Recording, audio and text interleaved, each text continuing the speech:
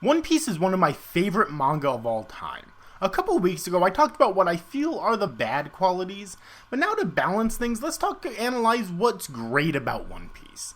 I'll try to go into as much detail as I can, but this won't be a complete analysis, or else I'd be here for many hours. Days even. Weeks? Months?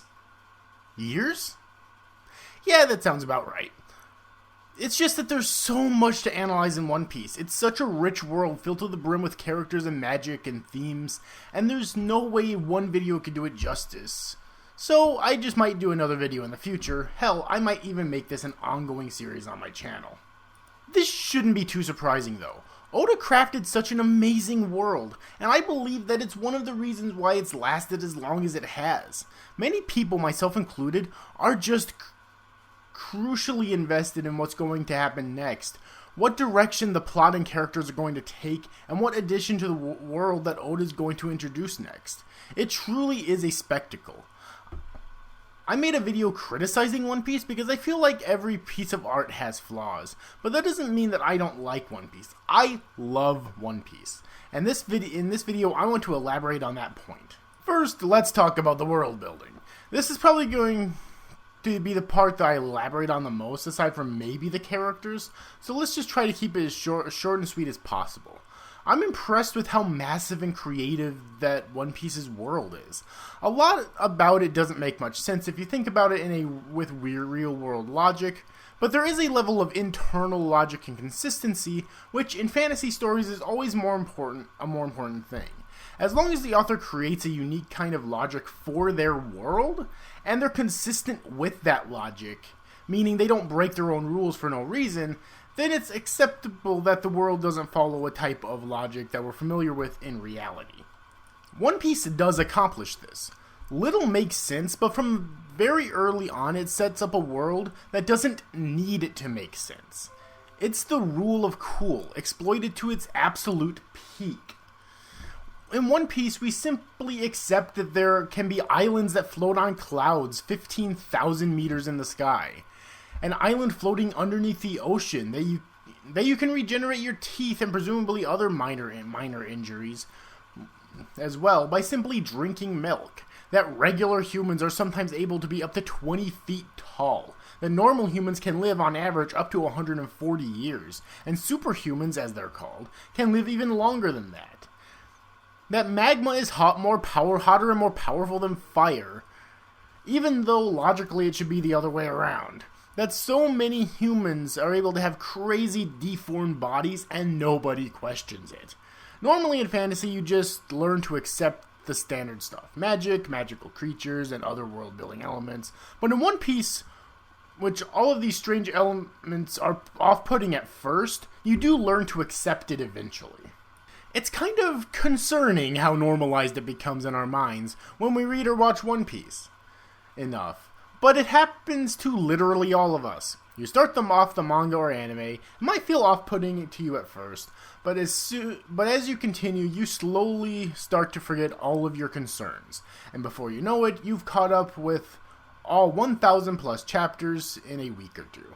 It happens to the best of us. I think there are two big reasons why this works. The first is that it gives us a sense of adventure and escapism that we love in overdrive. Many of us would love if a crazy, wacky world like this actually existed. And the second reason is that while it makes little sense, even compared to other fantasy stories, even compared to other fantasy anime and manga, there is still an internal consistency that's always followed through on by author Eiichiro Oda. So nothing in One Piece feels cheap or aggravating. Everything works exactly how it's supposed to.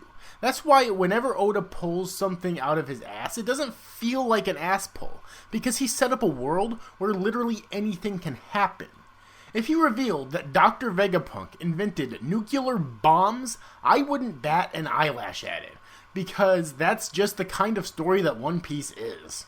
Next up, let's talk about the characters. Like with the world building, this is a topic that I could discuss for literally hours upon hours. First, there's literally thousands of characters in One Piece, and many of them are worthy of numerous discussions. But for now, let me just say, while I don't like all the characters in One Piece, I do like many of them. Some of my favorite characters in all shonen manga are in One Piece. Roronoa Zoro, Nami, Nico Robin, Porcus the Ace, Whitebeard, Red Hair Shanks, Katakuri. These are all top tier shonen characters in my opinion. And that's not even an exhaustive list. For every character I don't like Sanji, there's at least 10 that I do like or love. And the best part is, considering the sheer volume of characters in the series, you're bound to find at least one that you like. If you don't, then I really don't know what you look for in characters exactly. Maybe it's just you shouldn't be maybe it's just shonen that you shouldn't be watching or reading then, because most of these guys are very much shonen characters.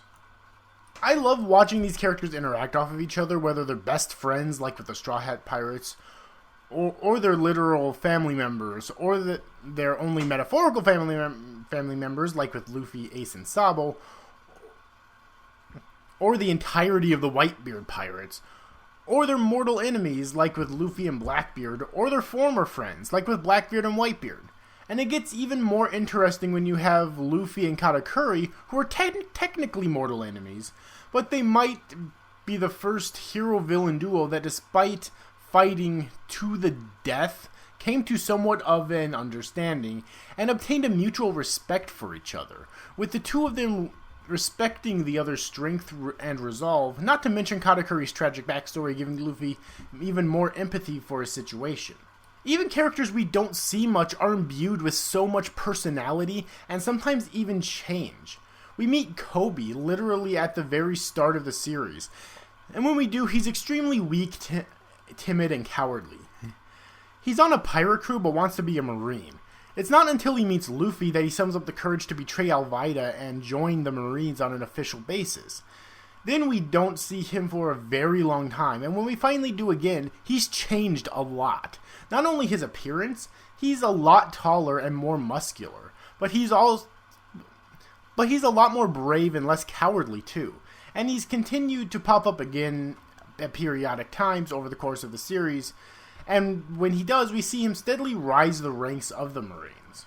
And then there's Helmeppo, who was the spoiled piece of shit son of Axe Arm Morgan, one of Luffy's earliest adversaries. Helmeppo was truly a garbage person, who was coddled by his father, even though his father harbored no actual love for him and only tried to save him because he was his son, and it would have looked bad on if a Marine's son was captured or killed by pirates.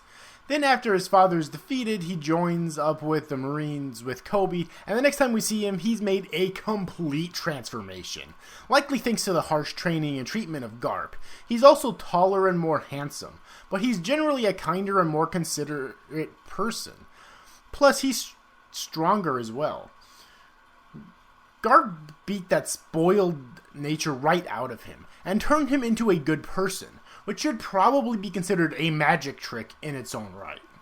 Most of the characters in One Piece are great. Even if they aren't particularly complex, they still serve a purpose, and some of them get way more growth than you could have ever expected, such as with Kobe and especially Helmeppo. Also, I have to compliment Oda that he actually manages to keep track of all these damn characters.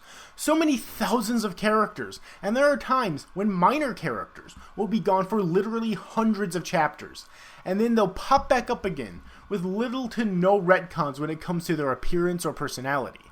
That's truly the ultimate skill of a writer right there, I would say. And it's even more impressive when you consider that Oda can't really outline his plots and characters, as he has to write and draw new chapters every single week, and he still manages to pull this off. It's spectacular. Next up is the artwork, which will probably be the shortest section of this video. Many have said that Oda's art takes a while to get used to, and I absolutely agree. When you first start the manga, it looks just generally really bad. So many deformed, ugly characters. You can put two humans side by side and often have one be many feet taller than the other. It's all over the place. However, as you continue reading, you come to learn that it's simply Oda's style, and it does grow on you. I can't really say anything else about it other than that. It's a style that won't appeal to everybody. In fact, I've talked to many people who have said that this art simply never did grow on them, and that's perfectly fine. But it did me, as it did a lot of other people too. I also want to highlight the magic system in One Piece. Like with the world building and the characters, the magic system in One Piece is one that I could discuss forever, so let's just keep it as short as possible, which still very well might be several paragraphs worth of content. There's one main magic system, which are the devil fruits. Magical fruits which gives the users various abilities, split into three main categories: Logia, which are elements, zones, which are animals, and Paramecias, which are literally everything else. Then there's the secondary, which is hinted at towards the end of pre-timeskip material, but not fully explained until after the timeskip, is Haki, which literally means willpower and allows you to either see long distances, create an invisible suit of armor around yourself, or, if you're extremely lucky, knock out opponents using the sheer power of your will. I know that's an oversimplification version of this magic system. Calm down in the comments. I'm just trying to prevent this video from being 12 hours long. Both of these magic systems are fleshed out a shocking amount, and Oda is still fleshing them out here and there to this day. Like, we might get introduction to additional categories of devil fruits, like with ancient zones, mythical zones, and special paramecias. Or we might learn new applications for all three forms of Haki, or new characters that have Conqueror's Haki. It's not just a one and done, where he's finished fleshing out a magic system, which keeps them interesting throughout this incredibly long and winding story. There's always something new and exciting, whether it's a new application for Haki, a new category of devil fruit, or new devil fruits in general, which these days there's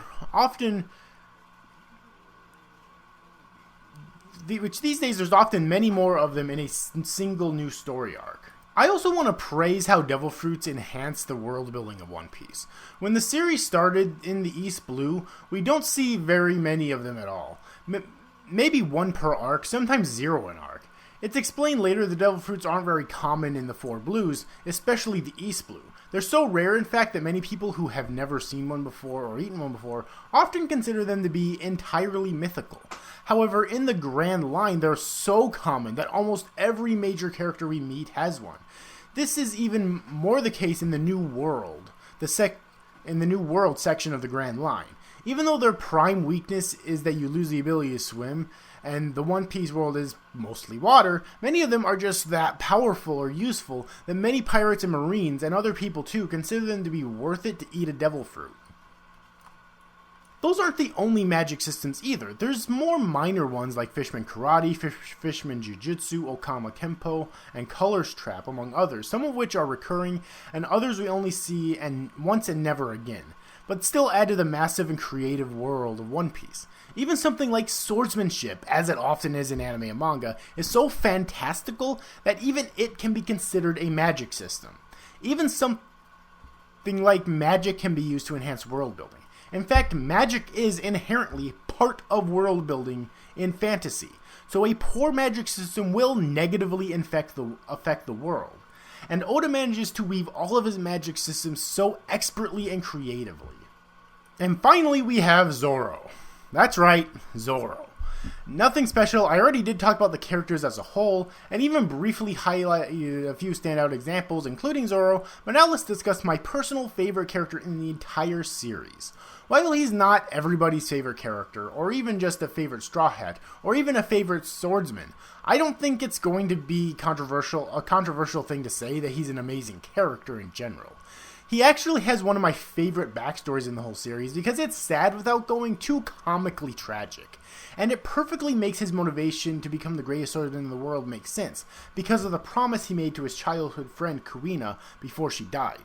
He's also an incredible swordsman, and watching his growth in that department is very engaging. I love his relationship with Dracula Mihawk, the current greatest swordsman in the world, and how he went from someone who he wanted to kill so that he could take his title to a master-student relationship, and now the series is kind of dubious if he still wants to defeat him or not, considering that they have that close bond now. However, I think the best aspect of his character is his relationship with his captain, Monkey D. Luffy. Zoro was the first person to join Luffy's crew, all the way back in the first arc of the series, and now he has been eternally loyal ever since. Even as Sanji, Robin, Nami, and Usopp have left or betrayed the crew very briefly for their own reasons, he never has. He's always one responsible for keeping Luffy in line and helping him be a good captain. Luffy certainly isn't a bad captain, but I think most of the reason for that is the crew that he commands, and Zoro is the best example of that. He'll follow Luffy's orders just fine, unless those orders show any weakness in Luffy's leadership, then he's not afraid to stand up to his captain. And that's what a good second in command should do, be the anchor, the guiding force for the leader. Nobody can lead alone, even leaders need assistance, and Zoro is the strength that Luffy doesn't always have, and that's allowed Luffy to become a better leader over time. The best example of this is during the Enies Lobby arc. After Luffy leaves the crew, after Usopp leaves the crew, Luffy is going to accept him back, no questions asked, but Zoro opposes this, saying that while he doesn't have an issue with Usopp personally and is fine with him coming back, he still abandoned the crew for his own selfish reasons, and that he needs to prostrate himself and apologize in order to be accepted back again. Zoro even goes as far to say that if he accepts Usopp with conditions that are any less than that, he'll leave the crew, and he seemed dead serious about this as well. And on top of all of that, there's just the funny moments. Like how he always seems to get eternally lost even when it comes to the most seemingly straightforward and simple paths.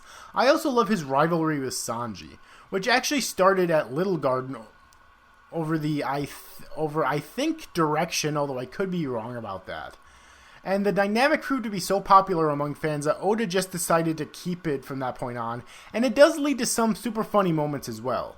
On a side note, I do hope we get to one day see them both fight each other all out just to determine once and for all who is stronger, even if it's after the main story is over and they just decide to fight for the hell of it, kind of like with Sasuke and Naruto at the end of Naruto Shippuden. And that does it for me. In the comment section down below, let me know what your thoughts on this video are, if you agreed or disagreed with any of my opinions, so on and so forth. Let me know if you'd like to see another video too, because like I said before, there's so much that's great about One Piece that I could easily continue this as an ongoing series. If you enjoyed this video, please be sure to subscribe to my channel for more content in the future. Press the like button if you enjoyed it. Hit the notification bell if you want to know whenever I upload a new video. I post every Monday morning at 8 a.m. Central Time. And comment down below your thoughts on this video and One Piece as a whole, because YouTube's algorithm likes that these days. Thank you all for watching, and I'll see you in the next video.